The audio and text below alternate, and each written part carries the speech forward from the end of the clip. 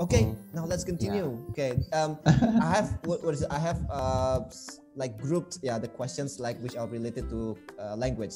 So now this is still related to language from Mas Aji. Mas means brother, Aji, because he's like older than me. We used to we used to join the same school university club, which is music, traditional music. So this is his question. Tagalog and Filipino are the national languages, right? I think I also want you to like clarify because I think many people think that Tagalog is the national languages. I just found out that actually there are Tagalog and Filipino, like from our last video. Okay, so the question is Tagalog and Filipino are the national languages, right? It seems better than wait, I think this is not the question. How do people master English there? That is his question. So those two languages are your national language. How about English mastery? It seems that Filipinos master English better than Indonesians. Your comment, please. Okay, so for the first part of the question, the Tagalog and Filipino as the national language. Actually, Tagalog is a language in the Philippines, and it is mostly most number of speakers come from Luzon, like the northern part of the Philippines. The island, Luzon Island. So, the Luzon Island. So they speak Tagalog there, and Tagalog has different varieties. We call it dialects. So there's in other parts, I mean in some parts of Luzon, like in the southern part of Luzon, they speak a different variety of Tagalog. In the northern part of Luzon, they speak a different variety of Tagalog, and in the central part of the Luzon, it's also another variety of Tagalog. But Tagalog is not our national language. Our national language is Filipino and English. Like those are the two official languages of the Philippines, Filipino and English. Okay. Yeah. So that's and like Filipino, a misconception, because like in my history book, I think it was written Tagalog, and it didn't say anything about English or Filipino as far as I remember. I don't know about the books now, but when I was at school, I think I really remember that Tagalog word. Even in YouTube videos that are teaching Filipino, like they say learn Tagalog and not learn Filipino. So Filipino is based in Tagalog. So like the most number of vocabulary in Filipino are from Tagalog. However, Filipino is like there's a mixture of Spanish vocabularies, English vocabularies that are being used or being embedded into the language. That's why it's called Filipino. But when you say Tagalog alone, like there are some vocabularies in Filipino that are not based in Tagalog. Like for example, like the kitchen utensils in the Philippines, we call it kutsara. Like the spoon is kutsara, the fork is tinidor, and these words come from Spanish vocabularies. Okay. Yeah, maybe there's a Tagalog equivalent to that, but like in the modern day, we don't use the Tagalog equivalent of those words. Even kitchen is cocina. In Spanish, it's also cocina. It's like what's the Tagalog word for cocina? I don't know. So there's no. It could be lutuan. Like lutuan is a place where you cook something. So maybe that's the Tagalog word for that. But I don't know if it's right.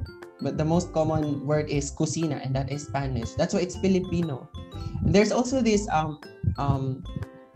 interesting part of Filipino is that we can switch languages. It's called code switching, where we switch Tagalog and then later on English and then now Tagalog English, and we code switch those two languages. And there is no standard, as I've said before, there is no standard way of doing that.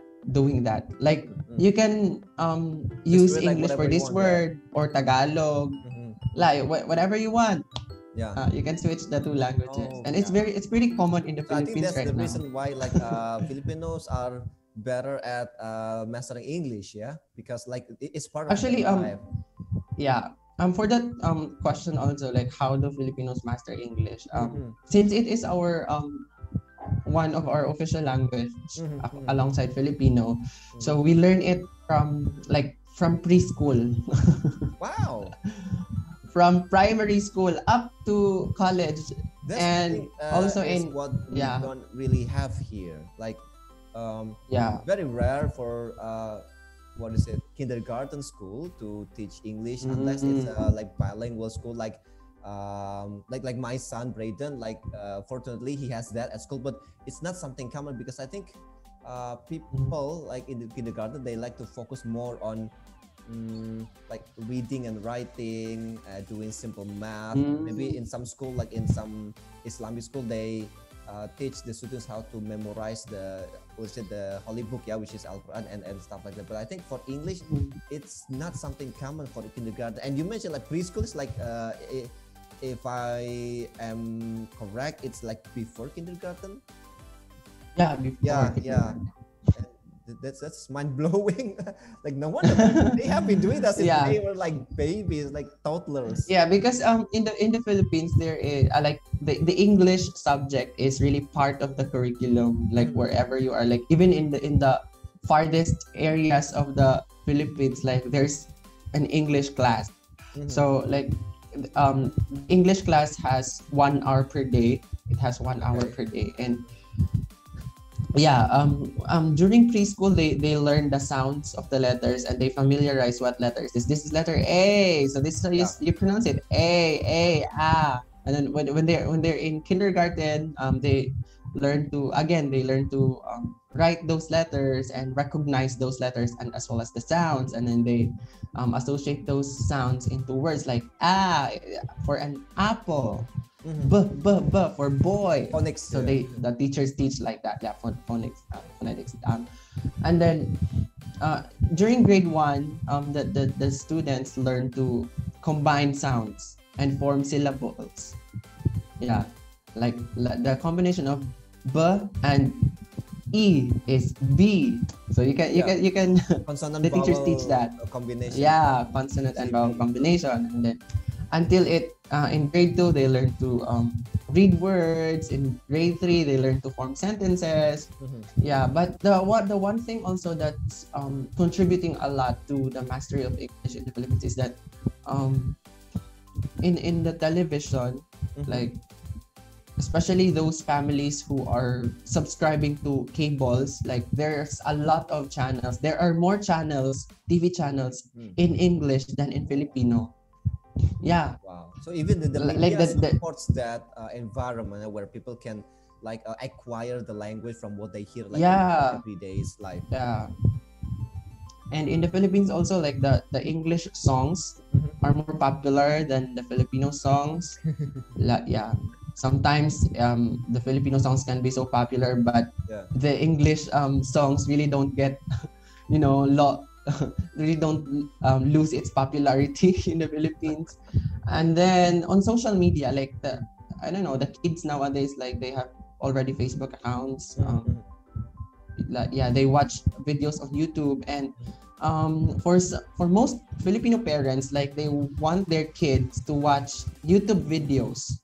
Oh yeah. And these YouTube videos are in English. Like they want their kids to learn English vocabulary. That's why in the Philippines, some linguists would claim that English is no longer a second language for some Filipinos. Yeah. Especially in the modern day, because they acquire it even since they were babies. Yeah. Since they were a kid, so they acquire it. So that makes the language their first language already, because there are a lot of kids, Filipino kids in the Philippines, who cannot speak Filipino or Tagalog. Oh, really? They can only speak English. Yeah, they can only speak English because of the environment, the culture, the exposure that they have. In the language. Yeah. Okay. So that goes. And also, I also would like to share this, that in the Philippines, I don't know if maybe this has become a culture already, that in the Philippines, when you are good at speaking English, you are considered as smart or intelligent. That kind of intelligent people. Yeah, like yeah, like in the schools, even if you're good at math, like you are the rank 1 in math class, but if you are not that good in English, like people won't give credits to your abilities in math. That is actually the opposite in Indonesia. In Indonesia, people worship like that kind of science, math related stuff. Yeah. So in senior high school, we have like programs that students can choose. Yeah. Like on the second grade of senior high school, you can choose whether you want to go to science program or social program. In the past, we used to have language program in some schools, but people think that school program is not really, what is it? I don't know. Like maybe they don't consider it's a good thing to have, so they remove it. So now the focus is only whether you go to science program or science social program. In universities, people who graduate from a science program, they can choose more subjects when they apply to university compared to people from social programs. And if you graduate from language program, you can only join the social program. Yeah. So let's say I graduated from a language program. I cannot, let's say, apply to university programs which are related to, let's say, computer engineering or stuff like that. I don't think I can do that, when I do the application, because it's just limited to social programs like economic, management, language studies, and stuff like that. In reality, even our own language, like Indonesian, like I wouldn't say some, yeah, many people are not good at their own language. Like they don't know how to differentiate between kami and kita, and then punctuation, and sometimes their sentence formation is broken, and it's just so sad. Yeah. So people will think that you are smart if you have like good score in math, but people, it's true. Yeah. If you can speak very good English, like people will think that you are smart, but like the degree of smartness perception. Like it's more like people who is good at math, they graduate from science program, then like it's like you can go to anywhere, you can apply to any job or any university that you want. Actually, my student, his name is Iwan. He wants to know, like, do you guys speak English on a daily basis? Actually, no. Okay. Even for unless for those kids whose first language is English, yeah. Yeah, we only speak English in the office, in our workplace. But like when it's really necessary, because sometimes if we don't speak English with our workmates when we are very close already. Okay. So I'm very close with my workmates, so I don't have to speak really formally to her or to him. And then we only, like, the Filipinos, Filipino students can only speak English during oral recitations, and then during school tasks that requires them to speak in English or to write in English. But when they go back to their homes, like, their parents speak in the native language, the local language of the Philippines. So yeah, that's it. But for some Filipinos also, like, in their homes they speak English, in the school they speak English, their friends are speaking English, so like they really have great exposure to the language. Okay, right. And we can proceed to the next question. Okay, yeah. So don't worry, because we still have a lot of questions waiting for you. This one is from Faiz, by ex-student, like many years ago. What is your favorite hobby?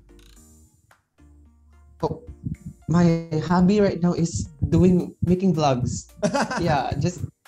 Recently, like I like. Yeah, we can see it from YouTube channel. Edit. I like customizing my channel, like making thumbnails, YouTube channel art. Like I find it really stress relieving, and that's it. Yeah, I saw that you. As of the moment, like the thumbnails like of your videos, and now they look eye-catching. I changed it. Like I think for the third time, I changed it the third time. Yeah. Okay. Now, for the next question, I just found this guy. Well, actually, he found me because in my YouTube channel, I read stories by J.K. Rowling, and the title is The Ikabok. Okay, yeah, I also saw that.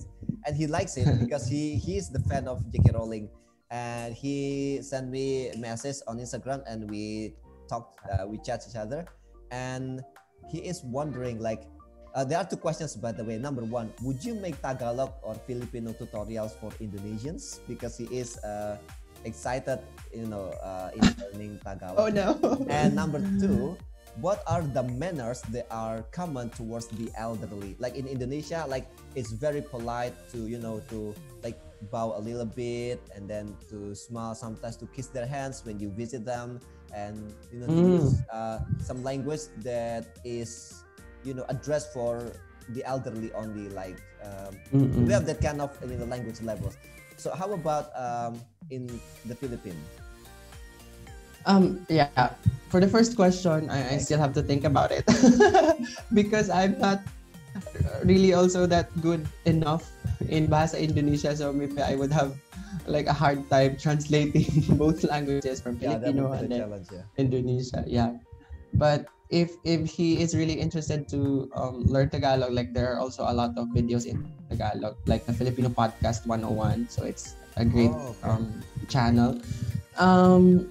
For the second question, yeah, there are words or languages that we need to use to the elderly, and then there are also like the actions, the mannerisms. I know we don't call it manners, like the gestures that we need to do to the elderly. Like when we visit them, we can, even our parents, like our mother, father, or our grandparents, our grandmother, grandfather, we do it like we grab their hand and then we put it in our forehead as it's a gesture of respect. Like this is my grandfather's hand, and then I grab it like mano po, and we say mano po. Mano po. What is the meaning of mano po? I'm not sure what's the meaning of that, but it's a phrase that signifies respect to your grandparents. Yeah. So it's like a kissing hand. Yeah. Actually, yeah, we do the same. Yeah, we kiss their hand. Well, sometimes we kiss, sometimes we put on our cheek, sometimes we put it on our head. So that's but here we put it on our forehead. Yeah. Oh, like this. Yeah. We do it like that. Okay. Yeah. In Tagalog, they call it mano po. In Cebuano, we call it amin ko. Amin. Yeah. And then we also for the language also we can like let's for say the language let's go to the language first. Okay. We use po and opo. Like for example, for my friends, I can say magkano to? Like, how much is this? Magkano to? But in our in someone who is an elderly or someone who's older than us or our parents, a stranger, it could be also a stranger, like who is older than us, we can add the po or opo. Like we can say, instead of saying magkano to, we can say magkano po ito. You put ito in the end. Yeah. We put po, magkano po ito. Like when we say good morning, okay, we can just say magandang umaga to our friends. That's very casual, magandang umaga. But when you want to sound really formal to someone who is older than you, you can say magandang umaga po. You add po, magandang umaga po, magandang gabi po. Yeah. So that's like the polite what do you call it, word for the elders. Yeah. So you only have to remember that word po, and then you add it in the sentence. Everything with po and I will be fine. Yeah, everything will be formal. Yeah. How about strangers? Let's say you have friends who are coming to your house. Do they also have to do that, like kiss the hand, and then for the language, I believe it's the same, yeah? If it's stranger, no, we don't do that. Oh, okay. So it's just for the family. It's only for our relatives. Oh, for okay. For our relatives. Yeah. So they can do that to their own family. If I want to be polite, I can use that language, like the language. Just use the language. Yeah.